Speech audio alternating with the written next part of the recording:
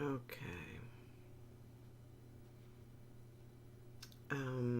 Okay, so I wonder if I can change this. Let's see. I don't know. It seems to be having some issues, and I'm wondering why. All right, so let's see. I don't know. I don't know. It's already having issues though.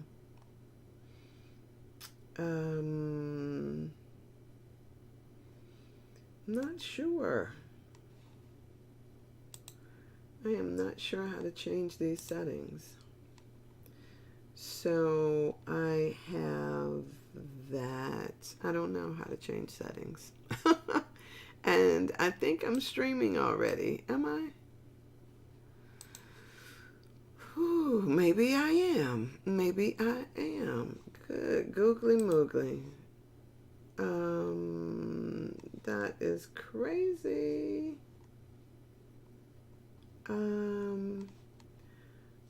Okay, so I need to. All right, so I am trying to figure out how to change this bit rate. And I don't know exactly how to change this bit rate. I think that that's what I'm supposed to change in order to get my mouth and the words to match up. And I don't know how to do it. I figured that if I just click the live button, it might give me some more options. And I am not seeing the options. Let's see.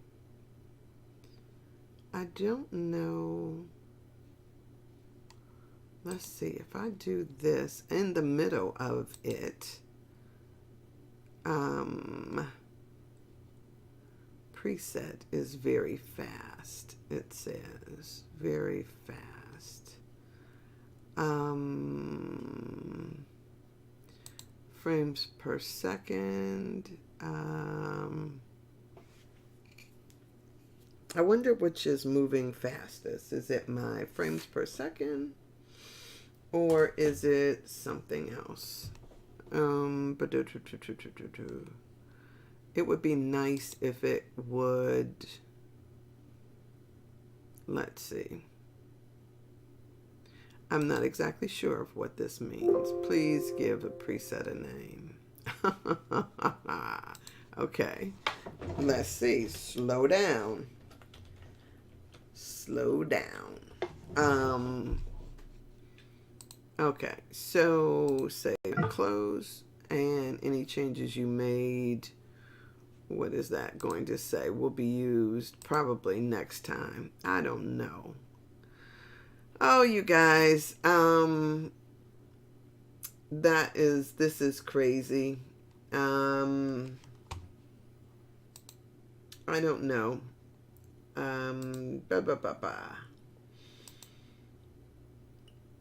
I don't know. And then I am already getting like red lines in here that is saying that now it is 22 frames per second, and the audio is 95 kilobytes bit rate. I'm not exactly sure what all this means.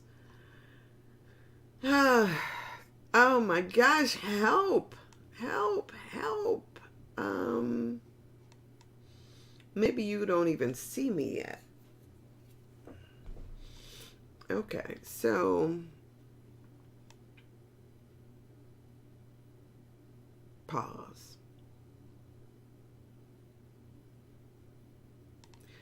Okay, so now I'm going to go live on Facebook.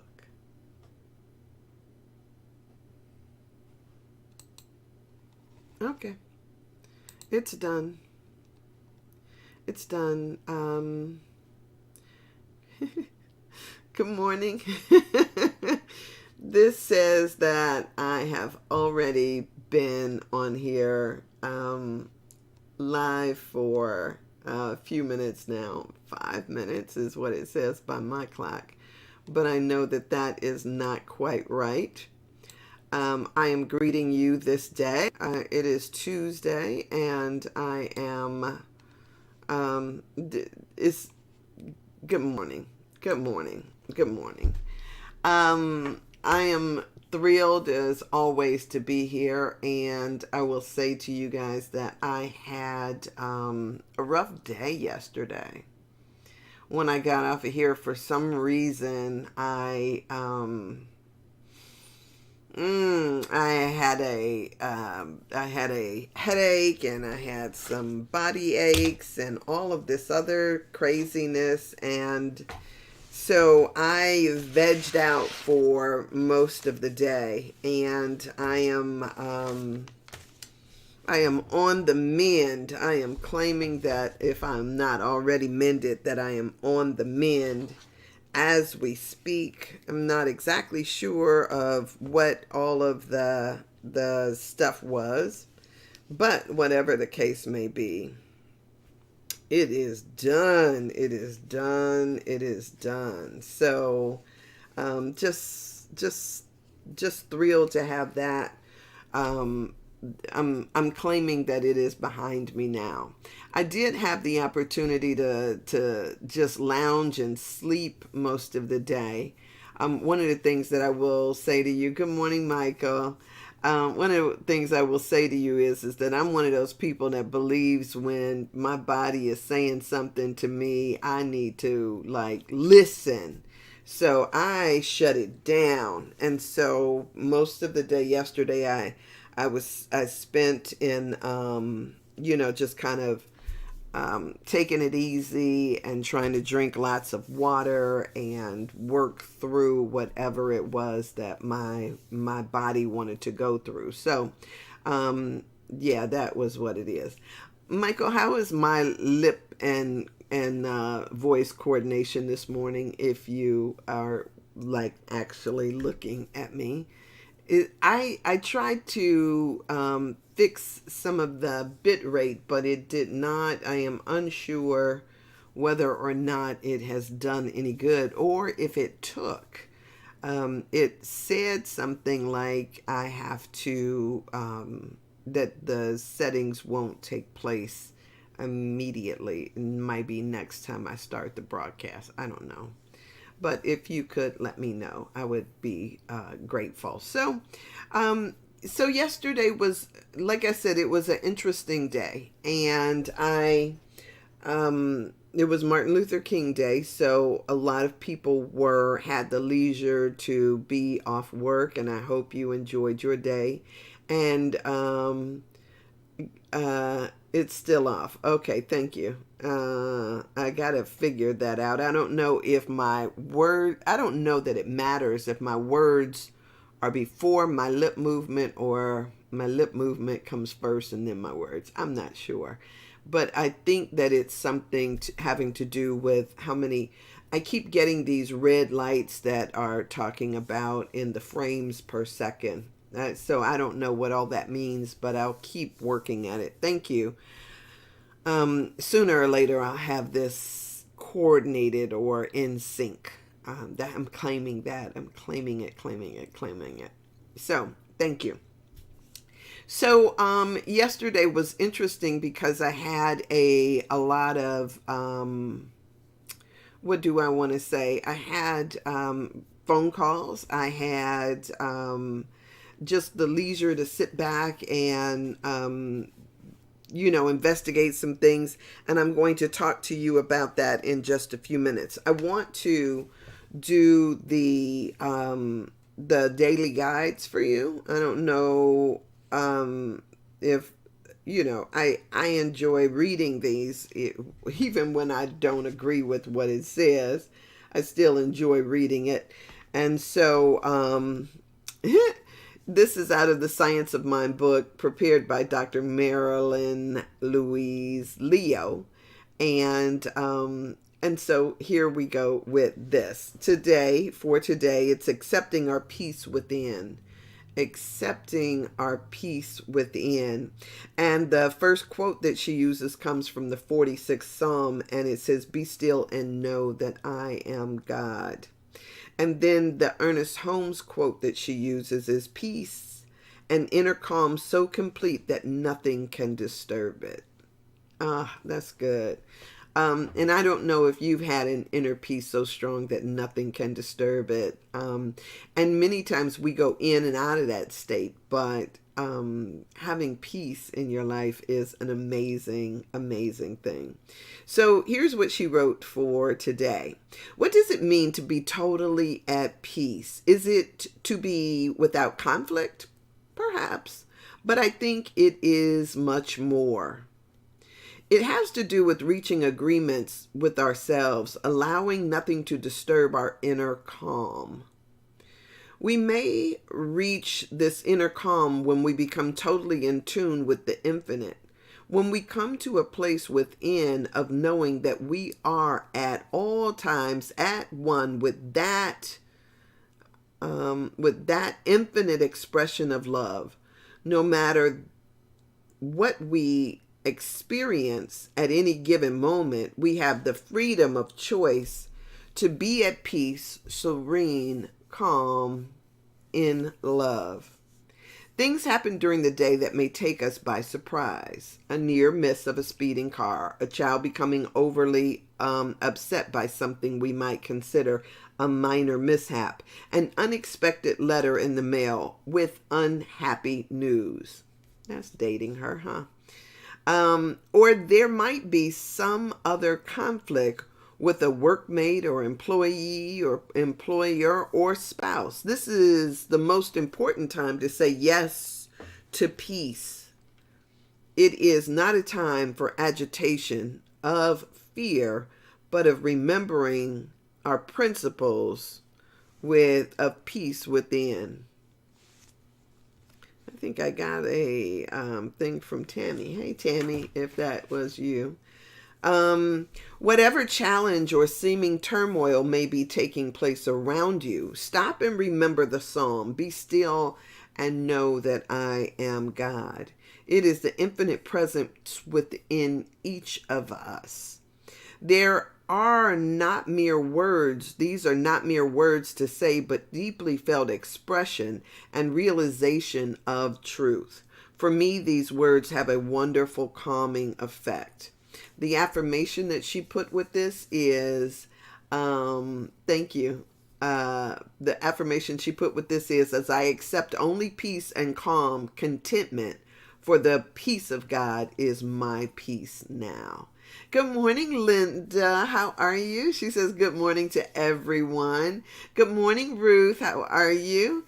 And Michael, thank you. The speech is ahead of the video. Okay, so that means that that you're hearing my voice and then the words after. Okay, I don't know exactly how that works, but I'll keep working at it and trying to figure it out. Thank you for that. I appreciate it. So I have so many things that I want to talk about because first off, what do I want to say? So I have a friend who was always talking or is always talking about, women in general, just women. And he is, I think, doing the impossible task of trying to understand a cross-section of women from his perspective, which, we've been told over and over again that, is that really, really possible? And so when I thought about, when I talked to him about some of the things that he was discovering, what he was discovering was in terms of social media. In particular, he was watching what I'm broadcasting over now. So whether it was YouTube or Facebook, but his discoveries were based on things that he was watching to try to get a cross section of opinions, ideas, things that he was trying to find out about women. One of the interesting things is that when he talks about this, I was like kind of curious as to what he had been watching. And so yesterday I spent some time looking at some of the materials that he's been watching. You guys, for those of you who don't know, you can find just about anything to confirm your idea and ideology over social media. I remember at one point there was a video that came out that showed a deer looking like it was attacking a person. And at the time, I was walking every single morning in in the metro parks, and I would go past deer every single day. And so now all of a sudden, when I've watched this video, and now all of a sudden there was a part of me that, even though I'd walked past deer for years. As a matter of fact, the house that I grew up in, it was right next to a wooded area and a cemetery. It was not uncommon for us to see deer that were either laying in the grass or walking through the yard. It was a constant thing. But now when I tune into social media and I see a deer looking like appearing to attack somebody, now all of a sudden I have a different type of fear and foreboding. You guys, when I don't know what happened prior to that. I don't know what was going on in the midst of that.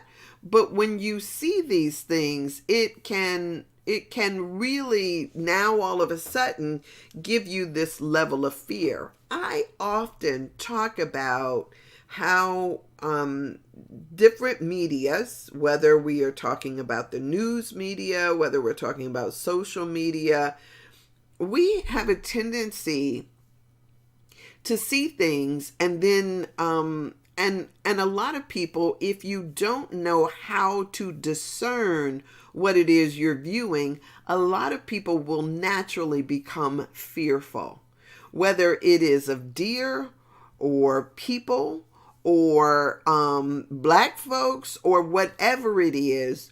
There is a natural tendency to all of a sudden want to protect ourselves or protect those that we love from what we think are hidden dangers. Now, I want to say to you, if you don't know quite how to take your lived experience, meaning what you go through on a daily basis, and consider that this is what the norm is, or sometimes not, right? Here's what I want to say. We don't see things as they are. We see things as we are. Sometimes we have this tendency to draw to us things that are like, say, for instance, the havoc that we see around us. If we have havoc around us, if you have peace around you, what you will see is peacefulness. If you are a person who is constantly on the lookout, what you see will depend largely on what you're looking for. You will always have something to confirm what it is that you believe in. And so I love to recognize that I get to be selective in what I allow into my consciousness. And as I allow, as I allow things into my consciousness, then I will be at the effect of what I allow in. Hey Ruth, good morning. I'm unstable. I see I do see a circle spinning. That's interesting. Oh my goodness. How could this be? How could this be? Good morning, Twyla. How are you today, darling? Um, Thank you for mentioning that. I'm going to see if there is some stuff that I can close up here. I do not see any excessive stuff open. Not exactly sure. And I wonder if that is because I tried to change the bit rate on this. I'm not exactly sure of what's going on, but sorry. So when you think about the things that you are watching and looking at, how do they color the world that you see? How do they then and let me say, it's not just the internet. It's not just the internet, and it's not just the news. Sometimes it's the people that we hang around, right? If I am around people who are, and you might notice this or know this, but there are people who are, it just seems like they exist in a cyclone or a hurricane, or they're always have drama in their lives, right? And if they always have drama in their lives, what they will talk about, see, and magnetize is the drama in their lives. If you desire to have peace in your life, if you desire something else, you have to pursue that just like anything else. It is when we have consciousness, we have a consciousness of fear. We may have a consciousness of lack. We may have a consciousness of prosperity. We may have any kind of consciousness. And what we see depends on what we are looking for, where our head is. And so if you want to begin to change around where your head is, then what you do is you expose yourself to different stuff. Now, for me, I am not one that, first off, I don't like fear mongering. And I will tell people that I have met so many good and amazing people that there is no way that you can convince me that that the world is messed up and that people and their mentalities are messed up. I recognize that some people have had a lot of trauma in their life. Some people have a perception or have an outlook that may not line up with mine, but that does not then mean that their perceptions override my own. So when somebody is in your ear and they're interpreting your life and things for you, you get to make decisions. When my father was sick, and there was a lot of stuff that was going on, my siblings and I were basically actively taking care and making sure that he had everything that he needed, all of this stuff. I had a friend of mine that began to tell me about how I needed to get a lawyer and intervene so that I made sure that I did not get cut out of my father's will, or didn't get cut out of what he thought should have been coming to me. And so he talked about it constantly. And I remember when I finally said, look, that is not my family. That is not how my family operates. And he was like, oh, but it's better to be safe than sorry, because by the time this happens, it'll be too late. And I kept saying to him, that is not how we operate. Now, I know that there are people who have had the experience of basically having a lot of stuff, people grabbing and people doing different things that just crazy stuff. But I kept saying to him, that's not my family. and I was not going to entertain the conversation about it any longer. And I remember him, trying to say, like, well, let's watch and see. And I like, okay, let's watch and see. Let's, but as a matter of fact, that wasn't even in my consciousness because I didn't want to draw that type of energy to me. I wanted to show up in a pure heart and a pure space, which is, is difficult when you have somebody that is busy telling you about your own demise. You have to watch what it is that you entertain. Even if something had gone left, or even if something had gone awry, I was not, because I was raised like that. I was raised in, and I think that you guys have heard me, if you've been listening to me over time, talk about how important my mother thought it was, vitally important. My mother thought it was that we never get to a space where we were not speaking to one another or at odds with each other. She talked about how much she saw that happen in her own family and wanted to make sure that that was not going to be something that happened in ours. As a matter of fact, I told y'all how, it's been some time ago that I talked about this, but when we would, as kids, when we fought, and if you have siblings, that is a thing. Siblings tend to fight. But as kids, one of the worst punishments that we got is if we were fighting, the worst punishment that we got was kiss your brother, kiss your sister, and it's like, you're mad. I don't want to kiss them. I don't want to, and that was traumatic for us, but we did it in spite of it because, okay, it's either that or you actually get a punishment, right? And so they were very intentional with how we treated one another. The people outside of the house was maybe a different thing, but inside of this house, it is going to be, you're going to love one another. No, you don't get to call each other names. No, you do not get to do this. You don't get to do that. Right? It was very intentional. And so when I am faced with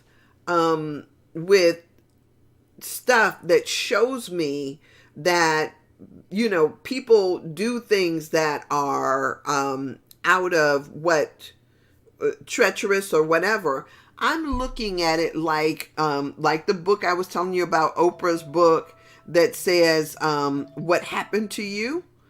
There is that book that says What Happened to You, and it talks about the things that happen to people color their perception of how they are and how they see things. So my question is my questions are always like, well, wait a minute, what happened to you to make you like this? What happened to you to make you fearful of other people? What happened to you? What have you been exposed to? It's not that I have the perception that people are inherently bad, because I have seen and have been the recipient of so much good. So I don't look at people, and it's my hope that I never get to the point where I'm always looking at somebody as if they are my adversary.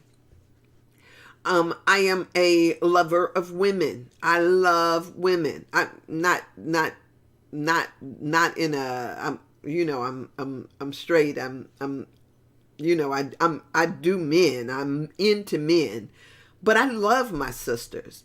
I don't look at my sister, and they may look at me as if, however they look at me. But what I constantly know in my mind is when you have hatred or animosity towards me, that animosity is not based on me, but based on something within you that has you feeling a particular way about women like me or whatever that may mean. I don't go around with this anticipation that that women are inherently bad, because I have found that they are not. They are, if I am looking at them and I see you as me, right? If I see us as one, then what needs to happen is that if I'm seeing something other than that, I got to check out me. I need to turn around and check me out.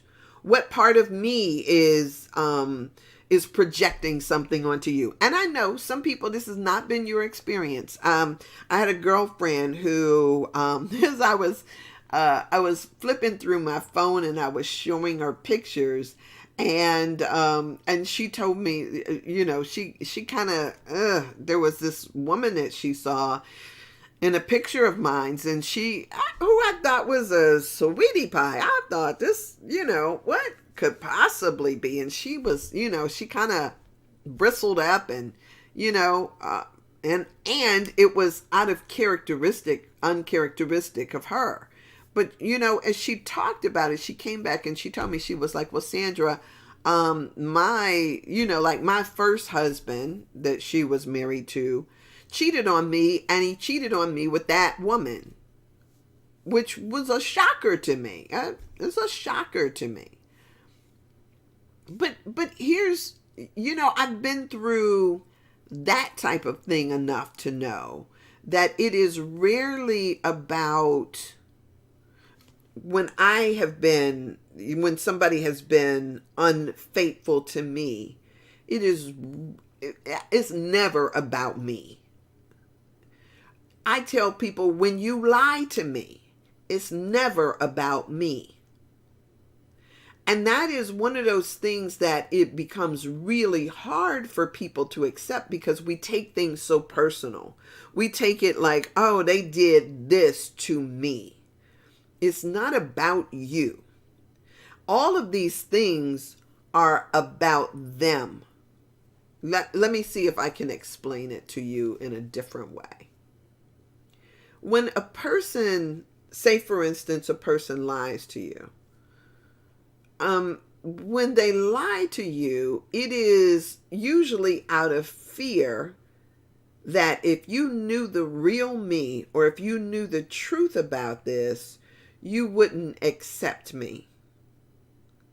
If you knew the truth, you might decide otherwise. And so there are so many people that are afraid of the repercussions of telling the truth.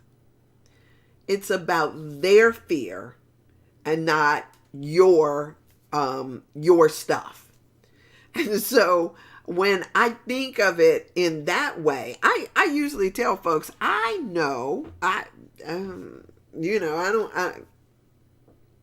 know, maybe I got some kind of sixth sense, but usually I can tell when a person is lying to me before they actually formulate the lie.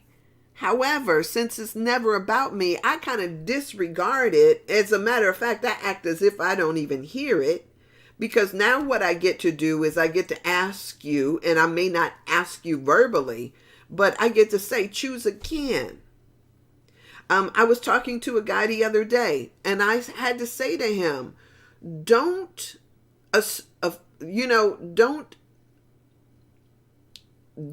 just impose your thinking on me. Your idea that you already know what I'm thinking is not what I'm thinking, right? And so you don't have to, go through all of the stuff in order to make me, or in order to convince me of something different, because I don't care about that. I'm not that person. It's neither here nor there for me. And so when I know that it's neither here nor there for me, and I say that to a person, then hopefully what that does is it gives them a moment of woosah, and so that they can step back and say, okay, this is somebody, hopefully, and what I know is that these things are not about me, but it's always about them. I would hope that they could say, I can show up as my true and real self. But if they are not in acceptance of their true and real self, what they do is they'll try to switch or try to change. You guys, there are too many people that are living lies in their life. They are living lies. And at some point, we need to figure out how to be in a spirit of acceptance so that they don't feel like they have to lie. Yeah. But like I said, it's not about you. It's about them.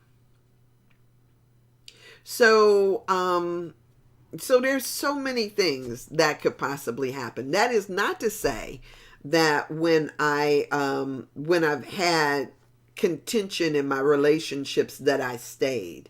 Because one of the things I always say to myself is, if I loved me, if I loved Sandra, what would I do in this case? Right? I don't need to be right. I don't need to browbeat you. I don't need to go through all of that stuff. I need to ask myself, if I love me, how would I handle this? If I want the highest and best for me, how would I handle this? And I will tell you, addiction is real. Addiction is real. Addiction is real. The habits we develop are real. And it'll feel like your heart and your whole being is being torn apart through these, through whatever, whether it's our habits or whether it's our thinking. It'll feel as if somebody is ripping the insides out of you. But what I do know is that this too shall pass. That's one of the things that Vipassana and meditation have taught me, that whatever I may be experiencing, this too shall pass. And all I need to do is figure out how to maintain myself until it passes. It gets easier and easier as I make the choices for what works for me. So if there are people who I have been in association with that I feel are not in alignment with me loving me, I need to walk away from that. If you have something that is depleting your energy, not building you or boasting you, how you can figure out how to extricate yourself from that situation so that you save your own life. Because the longer you stay in things that are draining you of your life force energy, however that may mean, if it's living a lie, if it's doing something that is against what you know to be highest and best for you, whatever it is, that means that then you have to figure out, what do I need to do to pull myself out of this? And at first it's going to feel like I'm being ripped apart. But the further you get away from it, or the new stuff that sets in, it will all of a sudden, you'll turn a corner and you will be okay. I had a friend of mine that told me one time, because I was like, moaning this relationship that that ended. And he was like, turn off your radio. He says, because every song you hear, every show that you see will remind you in some kind of way of that person. And you'll think that somehow you are miserable without them. He says, you got to allow yourself to make new steps, to take new steps forward that are in your highest and best interest. So you got to sometimes change up.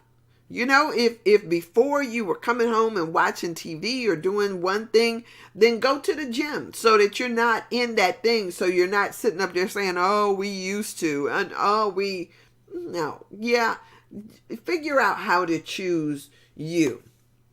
So people get addicted to social media as well. I have a niece who sits, and I mean, she can, it seems to some degree as if she is hypnotized by social media. She'll sit there and she'll scroll and scroll and scroll and swipe, just scroll and scroll. Somebody said something the other day about the terms that we use, and how they harken back to the things that we used before. So before, Bible scriptures and things used to be written on scrolls, and now we scroll in our phone. It's a really interesting kind of phenomenon, mindset, whatever. But she scrolls and she watches other people living their lives. And you will find that so many people, when they are comparing the life of somebody else to their own life, have this level of dissatisfaction in their life, as if to say, oh, I should be able to open up my closet and have clothes like that. Well, who does that, right? I mean, there's so many people now that does that. But hello, here's what I find. I don't know about you guys, but I can have a closet full of clothes in there. Closet full of clothes. But I will go to the same stuff over and over again. The stuff that I feel comfortable in. Even this, I wear clothes on here that, that I wear around the house. I don't wear everything I got in my closet because it ain't comfortable. It's not something that I want to. So when we see people that have this, and we think we give it, imbue it with a certain amount of, they have this, they got, now, come on. So there is nothing inadequate about your life and your life experience. Stop judging yourself based on other people. Stop. What's your lived experience? Your lived experience might be that you can have a ton of clothes, but yet and still you sitting up there watching the dryer so you can take out those cotton pants that are loose fitting, that look good on you, but they just hug you just right to walk around the house in, to shake you, to the music, whatever that may mean. We just have our certain stuff. So sometimes, this excess, we put value on this excess, and it's not even valuable. It's not even what we want, not even real. I tell you, sometimes I don't know why we do this to ourselves, this idea of comparison. Comparison is demeaning in and of itself. So this thing of social media, y'all, I just think that you also have to look at your own life, your own lived experience, and make your determinations about what you want for yourself based on your own stuff, and not based on coveting somebody else's, right? Wanting somebody else's. Oh, that reminds me of a story. I've got to get this class together so I can start advertising this class, because there is so much that I want to share by way of story, and some of these stories are so amazing and so good, because what it does is it allows us to think differently. You guys, if you only expose, and if you're watching me, I know that there is some part of you that wants to be open to different ideas. If you want to have different ideas, then you've got to expose yourself to different thoughts. You've got to look at things and figure out how to look at them from an objective standpoint of view. If I, and here's the other thing. I'll say it to you this way.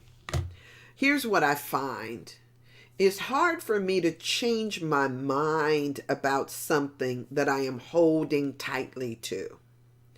If I am holding tightly to my own victimization, there is a part of me that will not let go and say, maybe I didn't see this. Maybe, just maybe, that person did me a favor. Maybe what I needed to do was have something that shook me loose from a relationship or a job or something that wasn't working for me, that I didn't have the courage to let go of on my own. But now here comes my ego in, and my ego won't let me stay now because my ego needs to, to cut all ties, when you should have cut ties long time ago. I had a girlfriend, and I've shared this story before too. That woman used to talk about her job. Oh, she talked about it so bad. She was always like bemoaning the job and the people and all of this other stuff. She was just hell bent on, this doggone job, like it was doing something to her. So she wasn't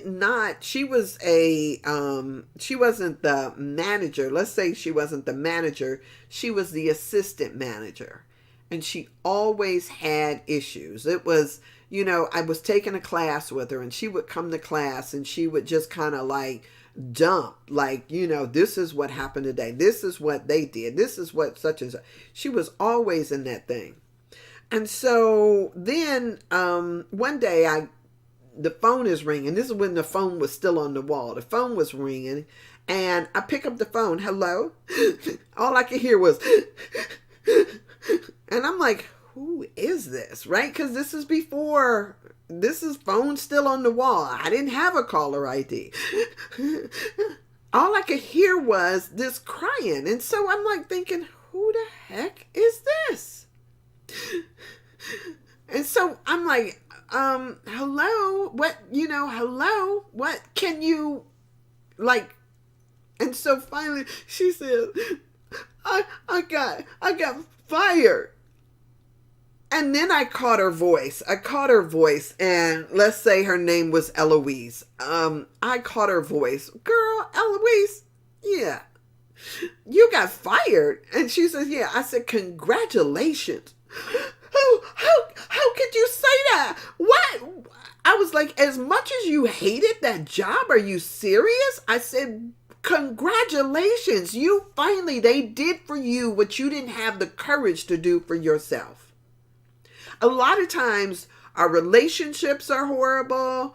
Our jobs are horrible. Our lives are miserable. And you don't have the courage to make the change. And then somebody rips the bandage off. And it's like, oh my God.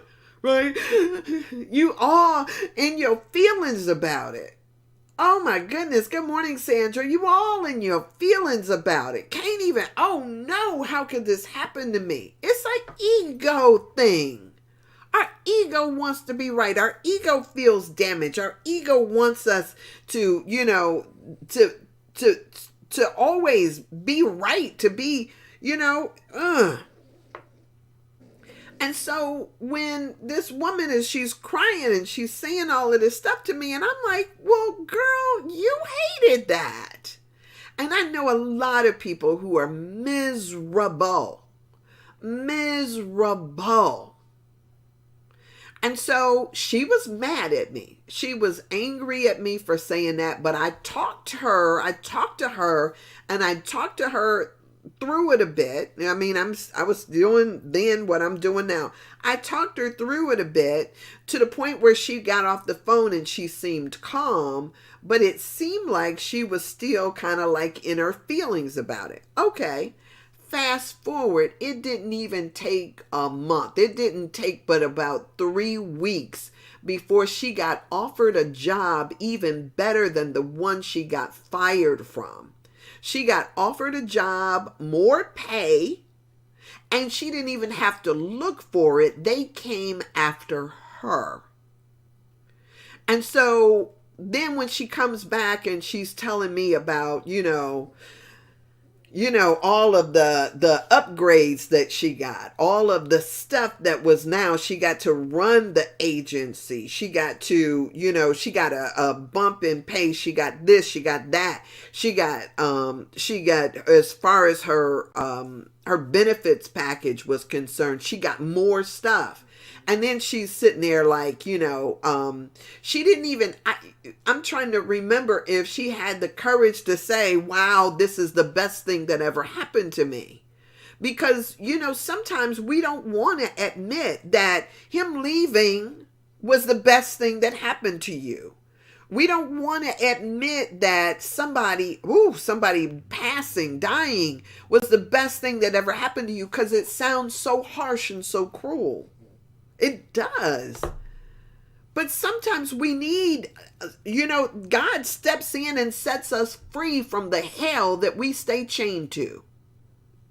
I'm just saying, you can take it or you can just like, oh, okay. I'm fond of saying, if the shoe don't fit, take it off.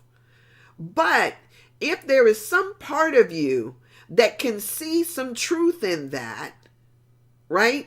Then maybe you can pick up your stuff and move the heck on. Harsh though it may be. That sometimes you need other people to do for you what you cannot do for yourself. And so don't sit up, they say don't cry over spilled milk. That's why they say don't cry over spilled milk. Because if you sit there crying over what you cannot get back in the glass, then you will always be in that state of victimization, and you will never be able to move on from that state of victimization. Sometimes it's the best thing that could have happened to you. So this thing about looking at and defining things by other people's experience, and you've got to recognize when people are angry, mad, upset, whatever, and not looking at things in the bigger picture, right? Sometimes we've got to have a bigger picture about what is possible for us. Sometimes, and I will say this about myself, sometimes I have wanted too small for myself, right? And when I get booted out of the smallness that I wanted for myself, I can't sit there saying, oh, let me back in, because I've outgrown that, right? We've outgrown that. It's like a child trying to crawl back up into the womb. You have outgrown that. It's time to move on. You cannot go back. All you can do is go forward. And so in going forward, in being able to accept and embrace your highest and best, that means that you've got to look at it from your own vantage point and not sit up there and pay attention to what other people say and how they define it. What is here for me? And only you know when it's right. You cannot go and look at other people to define for you how your life is supposed to be, how it's supposed to unfold, how it's supposed to look. That's not anybody else's responsibility. Don't go around, trying to gather consensus. Oh, he did this. Oh, he did. No. Cut that out. Learn how to stand up. And I talk about this often. Learn how to stand up on your own two big spiritual feet. And look at this like from a position of power and not one of always trying to figure out how to be the victim in a situation. You are not a victim. You are not a victim. Now, when you can look at your life as if you are not a victim, when you can embrace this idea that you're not a victim, then maybe you can say, let me see what it is that I'm supposed to get out of this. What am I supposed to learn in this situation? If, like A Course in Miracles tell us, that everything that happens in your life, whether it's good or bad, was designed by one that loves you absolutely. If you adjusted your eyesight and said, maybe this happened to me because it's supposed to happen to me, what am I supposed to see? What am I supposed to learn? What am I supposed to out of this situation? Stop listening to other people in your ear. If you look at your own life and say, what am I supposed to get out of this? And then allow yourself to see, right? One of my, I love, these little prayers I do. God, help me see this differently. God, help me see the blessing in this, right? And whether you believe it or you don't even have to call it God. Help me see. Speak it into the atmosphere, right? Help me see the good in this experience because I want to see it. And when you set your intention to seeing the good, oh my goodness. And then here's what we do. We want to reject it. Oh, I can't, right? We want to reject it. Oh my gosh. But when we can get to a point where we just allow things to unfold with the anticipation that this is happening for your highest and best good, what you then do is you pick up the pieces and you move on. You move on. Don't get stuck in judging things to, as if this is, I'm supposed to feel a certain way. No, this is your life, your experience. And so when you allow your experience to be what it is, to unfold in the way that it unfolds, then you don't have to go and say, well, so-and-so and this person did it this way and that no, right? This is your life. And I just hope that you have the courage to live your own life and your own experience based on what you want. I know so many people will tell you, oh girl, you should, and oh, you should, right? But they're not you. They're not in your skin. They're not, whatever it is that they've been through, it's not you, right? Figure out what works for your highest and best good and then do that. I've talked about so much today, y'all, because one of the things that I wanted to really impart with you is this ability to discern for yourself the truth about things, right? Sometimes we don't even know when we are watching. The amazing thing about some of this stuff is that people's acting is so good, right? We might see, like I was talking about the deer who appeared to be attacking a guy, right? And if, depending upon the framing of the thing when somebody filmed it, they could have been messing with that thing's dough, right? It could have been that that they had done something to provoke this type of reaction, and all they did was caught the snippet that it appeared that this deer had gone wild, that had gone mad or gotten aggressive. And then you walk around feeling fearful about something that you didn't realize was staged in the first place. You can see something that has been taken out of context, or you only see a small portion of it, and then you want to say, oh my gosh, this is, all people are this way. Go based on what you know, not what somebody else interprets for you. I will tell you guys that when I talk about that, I know and I see the goodness in people everywhere I go. It is because I have experienced so much goodness from people, regardless of of country, regardless of race. I have had good people be really good to me. Good morning, Bill. Yes.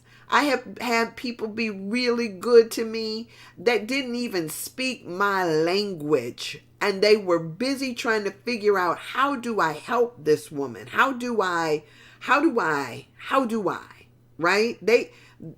Earnestly, I have seen people just, over the top good stuff. And so I anticipate good stuff. And so if you can maybe suspend your judgment, maybe think to yourself that what I've seen and what people have shown me, may not be the truth about things. How do I stand here and have what I call a behold moment? Let me suspend my judgments. Let me be open to what happens, just to be able to be in that space, in that energy. I tell you, it is, I say that to people all the time. The kindness of strangers is amazing. It's amazing. And sometimes people who you don't even know will be your biggest help, will assist you in ways that you didn't even imagine. Just suspend judgment and be open. Be open by thinking, I'm not a victim here. This is happening for my good. If I know that it's happening for my good, if I know that God means only good for me, then how do I, show me how to stay open. Help me to see this situation differently. When you ask for the blessing, not here, not, oh, make him stay. Not that. God, show me what you would have me do here, right? Show me what you would have me do here. What would you have me think? What would you have me say? Not them. What's here for me? And not to remain a victim of somebody. Not to stay in spaces. What am I to do? Right? How can I see this differently? How can you, even in the midst of, I told y'all that story one time. And then I gotta go because I'm past my time on here. I told y'all the story one time about, I had gone to this luncheon, right? I went to this luncheon, Black professionals luncheon, and they had prepared for all of these people, and they had ordered all of these pizzas, and they had pizza boxes piled up. Well, it wasn't that many people that showed up, and so by the time the event was over, they had pizzas left over. They must have had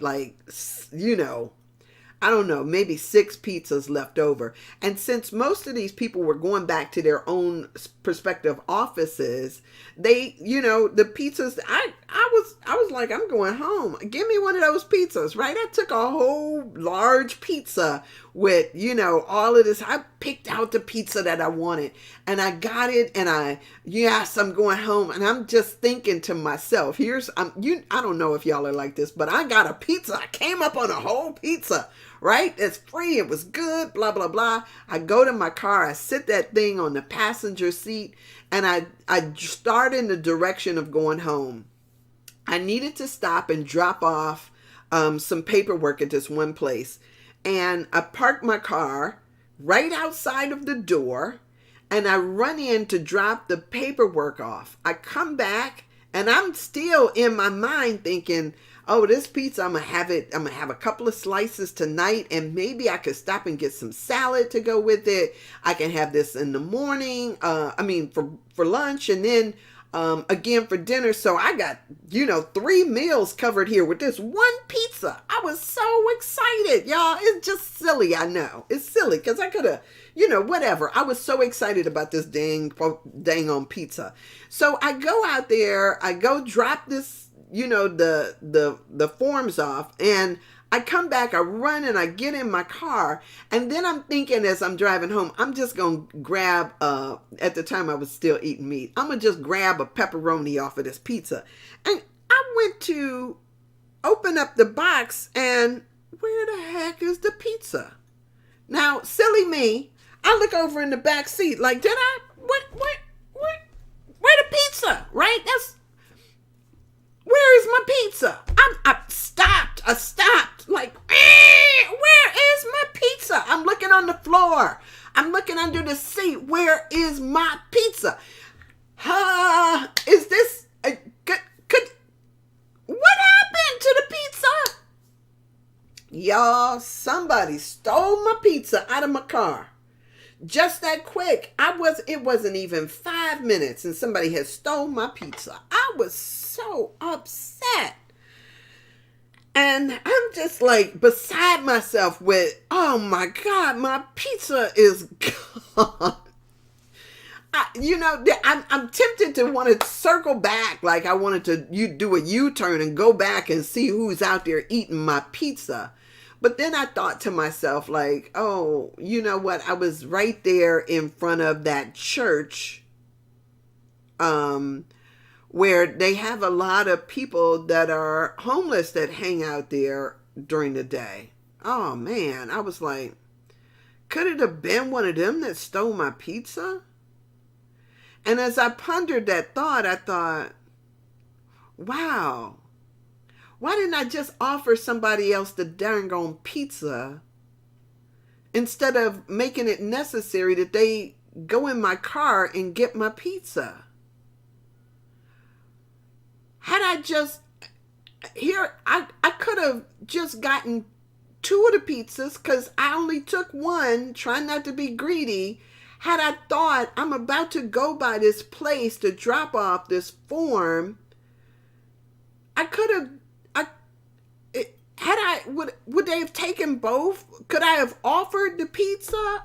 I was just like, but here's what I got to. By the time I was home, I was like sitting up there feeling all good inside because I felt like I fed some people. I could have stayed in that, how dare they steal my pizza mode. But instead, for me, as I prayed about it and I let the shift happen, it's like, oh my God, I'm so thankful that I got to feed some people. I wish that I hadn't made it necessary for them to take it. Had I been aware or conscious, they wouldn't have had to take it. I could have just given it to them. But the fact that they got it nonetheless, woo, what a blessing that was.